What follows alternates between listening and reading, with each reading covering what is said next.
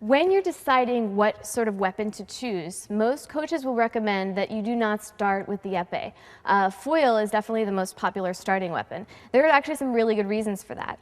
If you think about the weapon styles, there are a few key differences. Foil has the smallest target area. It has the rules of right of way. It's a strategy weapon. It relies a lot on point control, on thinking and on following the rules. Epee, or saber, is the third style of weapon, and saber has a larger area than foil, but a smaller area than epee, but it still follows those rules of way. And also with the saber, you add the very big difference of being able to hit with the side, be able to make cuts that make points rather than just thrusts.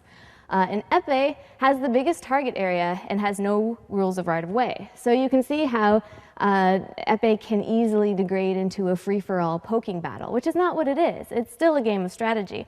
And if you begin with the epee, you risk losing the important lessons in point control and in strategy that you learn in foil fencing, in discipline, in footwork, and also in saber, but saber a lot of times will be the third weapon that you pick up. So I strongly recommend that you start with foil first before picking up an epee, even if you know epee is your true weapon at heart. So if you, before you look at epee attacks, I would take a look at foil fencing attacks, which every one of them will still hold true for epee, and then add some of the differences. I'd like to concentrate mostly on the differences between epee and foil attacks, so that this is a good progression after your foil training in learning the ways that epee differs from foil and the sort of adaptations you can make to your foil style to make you a great epeeist.